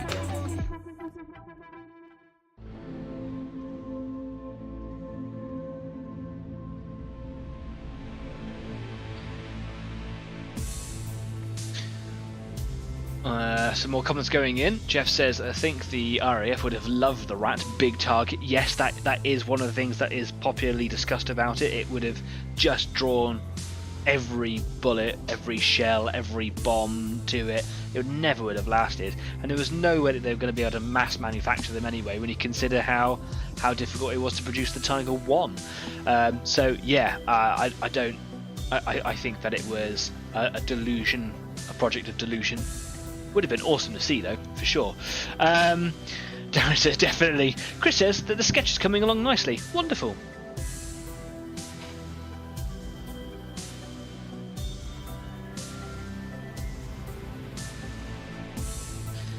We are coming up to the end of the show as well.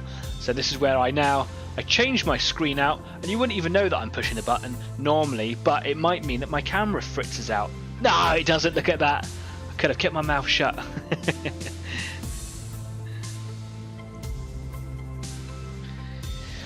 So with all the other projects that I've got going on in the house, in the house, I mean just in the studio, with all my Warhammer models and all my war models and my 135th builds and things, trying to keep on top of them is difficult. So my big builds I like to do realistic, because a big build I think deserves that.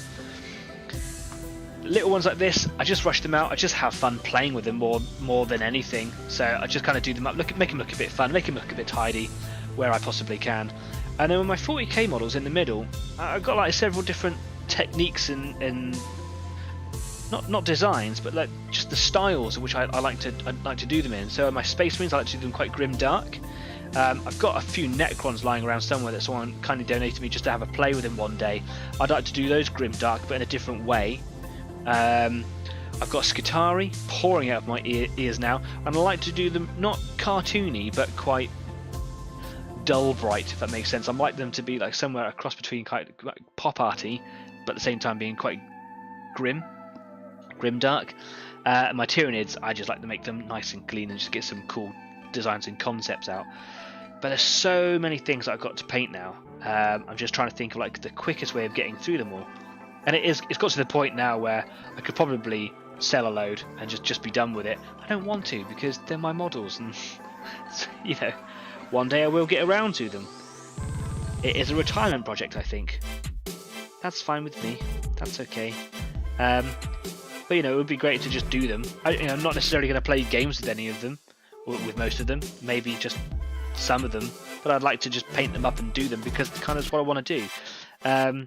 So I was thinking of like different ways of achieving the different results that I want to achieve, and I've been thinking about like doing metals in different ways. I find metal very difficult to do well, other than it's just painted silver, so it looks like it's been painted silver. Silver comes with a whole bag of problems in the fact that metallic painters aren't that good. There are a range of different metal products out there now which solve a lot of those problems. I believe that Mike, who normally joins us live, has recently told me that he tried Vallejo's liquid gold and liquid silver, and they are phenomenal paints. I've seen a lot of reviews on them. I have toyed with the idea of getting them myself. I haven't yet. Mike says that they are really, really cool. So that's definitely worth looking out for. But also, I started watching a YouTube show, like a how-to show, by Artist Opus, which is a paintbrush brand. And they set up their own little YouTube channel to show you how to use their dry brushes, because they do detail brushes and dry brushes, and their dry brushes are phenomenal. They do like a set of them. They're about anywhere from 50 to 70 quid. and they are really good brushes. You get about 4 or 5 in there of different sizes, and I have been toying with the idea of getting the whole set. I wonder if I needed to get the whole set for doing some of the things that I'm going to do, but I think I'm going to get at least 1 or 2 of the brushes and play with some Necrons and just have a little look at, you know, how I can achieve different results of metalwork. Because watching the gentleman on that particular video with a dry brush and 1 Vallejo silver, which I have here, and just by dry brushing and then by staining with black paint, and then dry brushing and staining and dry brushing and staining, was just mind-blowing. And it was so simple, it looked really fun and quite therapeutic, and the results were absolutely spectacular. And I know obviously the guy's a pro, but he was making it very easy to follow. And the whole idea of dry brushing is that it is a quick, speedy method. So I thought, ooh, if this works, I could really toy around with the new technique and some new, you know, equipment, like I always like to do. Kind of explore different ways of doing things. But it might also be a way of getting some really good results quite quick for the Necron models I've got. I've only got a few. I do like a lot of them, so it might be a nice way to invest in some more and make sure that I'm getting them done properly. But it also might mean that some of the larger models that I've got for other armies, say the armages that I've got for Muscatari, the smaller of the robots, if you like, the mecha, they've got a lot of metal parts on them, and I thought this might actually be a really good way of getting that done really effective, but also really quickly and satisfyingly, rather than you know, toying around with different oil products or you know, liquid metals and things. So I thought, yeah, I'm probably going to look into getting 1 or 2 of the Artis Opus brushes. I was going to get the whole set, but that might be unnecessary at my level and for how much I'm going to do. I'm not going to do all my stuff with dry brush. I think with a little bit of planning on my future projects might actually get me through my ever-growing horde of grey plastic, which is exciting.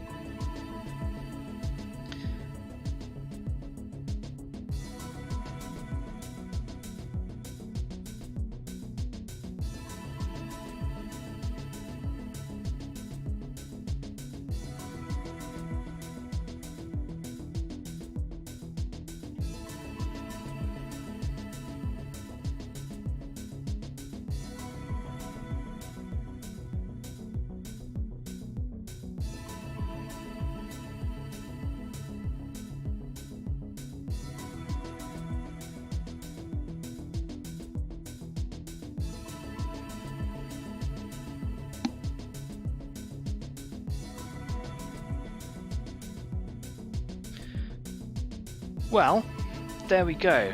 That will do for now. That doesn't feel like an awful lot, but obviously it took 2 hours. So that is 2 hours worth of work that I don't have to worry about now. That is all of the tracks done with their initial coat on my German vehicles. They need 1 more coat, and the bigger ones especially need the teeth doing in them, but actually that'll come on quite quick. I still yet to do the tracks on the Firefly. And my other Firefly that is unpainted, I still actually need to fit the extension to the back of the turret on this one. I forgot to put him on. You can see the difference here. So yeah, that needs to happen. So I might end up having to repaint this one to blend that in properly, I don't know. And then of course on my 2 little Stuarts as well, their tracks need doing. And that's going to be quite fiddly because they're small. There's also some dust in there. Get out, dust. Yeah, so still got to do those. That's going to take some time. I've obviously got the rest of my collection just down here. Here is my Tiger. This is what I meant by cat hair. This is what I meant by 1 wash of a particular weathering product. This is not a grime. This is, oh no, I think I might actually have 2 on there. No, this has the 1. So this has just got the pin lining, the pin washing. So this is dark yellow, the wash for dark yellow German vehicles, all over. Doesn't need anything more on there. I did the Panther prior to this one with grimes, etc. on top of it, and it was unnecessary. That is more than enough. Still needs his tracks doing entirely. I did give them a spray with the darker of the colours that I had. You can see the difference, unfortunately, between my colours. They're very poppy. This is very dulled down. Hopefully when I get around to using the filters and things on them, it will soften that right down, but there is going to be some variation on my tanks. I don't think that's a bad thing. I think that's okay. That's going to be cool. And yeah, and I'm just not fussed about it. And then if I wanted to, I could put like focus a lot more sort of weathering product in the grills and things like that, and the engines and around the exhaust and things like that, to make them look a little bit, I don't know, to just kind of put a bit more focus on them, because they would be grimy. But that's all I really need to do with those. Cat hair, I see. Tiger. Yeah, cheers. Yeah, you're right. Yes, that's my tiger. It's a beauty. And then I do have, if I can reach it quickly, because I did mention it earlier on, the King Tiger, which is the Tiger 2, which is here. Bring him into shot better. There we go. It's my Tiger. That is a different shade, isn't it?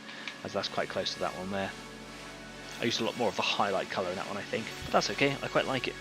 I like them being different. And here is the Yagged Tiger, which is the hunting Tiger.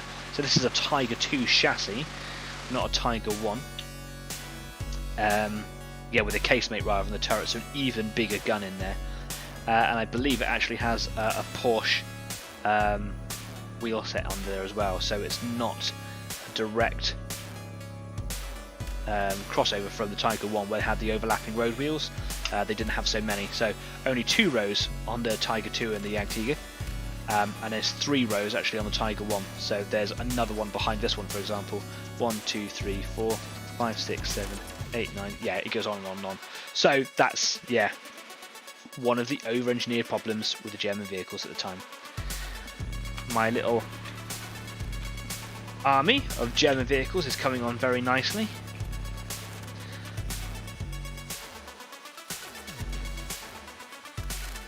Got another Panzer IV here somewhere. Here it is. Panzer IV long, Panzer IV short. And I've also got another Panther. I'm running out of space on the screen.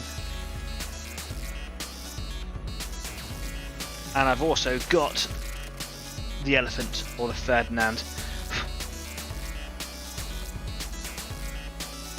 There we go.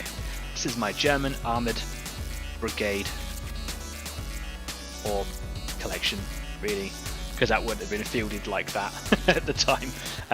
Yeah, it's just nice to have options when it comes to playing all the various tank games, and I also just like to have them because it's a nice little collection to have. So yeah, there we go. That's what I've done today. Still got a long ways to go. It's a lot of tank tracks to do. In fact, I think only a couple of my tank tracks have actually been done completely. In my Panzer IV, is it just the Panzer IV? And my Panther, my original Panther, are the only two that got their tank tracks completed. So yeah, there's a lot of tracks to do. So I might just keep these out of the box and just keep them there, and whenever I've got myself 10 minutes, I might just come back up into the studio, stick another layer of paint on, stick another layer of paint on, and just kind of crack on and almost production line it. And then when the ones that need to be sort of detailed with the pin, with the wash, just got that one on the side ready to go, and then yeah, not generously slap it on, but slap it on nonetheless. And because it's an enamel paint, it can be manipulated with white spirit, and then I can just kind of clean them up as I go and make them look a bit tidier, so stop them from being so sludge washed. A long way to go, but a long way for, yeah, it's going to be worth it. It's going to be worth it. Would love to know how you guys have got on this evening. So if you have been working on something, don't forget that you can just pop it down there in the comment section below, or you can put it over at Facebook, which apparently is really easy to use now, which is great. I'm going to have a little look over there myself. You can find us over at YouTube, obviously. You can find us at Facebook. You can find us on Instagram, and of course we're on on Discord at the Easy8 After Party, where I will be for a period of time after the show to talk to you guys directly. If you want to come on over and just type away and talk, then that's absolutely fine. Join in the video chat, or you can just join in with your microphones or if you want to. Just kind of catch up and put any thoughts forward from the show or anything else, or just generally about the hobby or anything really. There's everything set up for you over there at Easy8 Discord. So if you're not already a part of that, get yourself over there. There is a link to all of our platforms just below down here, and hopefully next week or the week after at the very latest should see me moving over to Twitch at the same time. But who knows, that could bring more problems my way. I've enjoyed the technical problems I've had today, but if I got more, it would probably be quite stressful. So yeah, I don't know how I feel about that yet. Like I say, going to try and catch up with John Takax over at Out of This World Models and Minis to just kind of chat to him about his hobby and what he does and his channel and the successes and the brilliant successes that he's had lately, and see if there's some way that we can collaborate moving forwards. We haven't really discussed it very much. It's just an idea that I've had, and I wonder if I can, do something that he finds interesting and do something together and just kind of reach out the tendrils of Easy8 a little bit. If you know anyone that is interested in kind of collaborating with Easy8, then send them my way, or if you are interested in doing something with Easy8, then I'm all ears to try and do something a bit different and keep it a bit fresh as we move forwards. Other than that, for fear of rambling, I'm going to leave you. So it's been great. Thanks for coming along this week. I've had a cracking time. Feeling much better this week, which is great. And I will see you same time next week. Until then, stay safe, be kind, and keep on painting. And I'll see you soon. Cheers now. Bye-bye.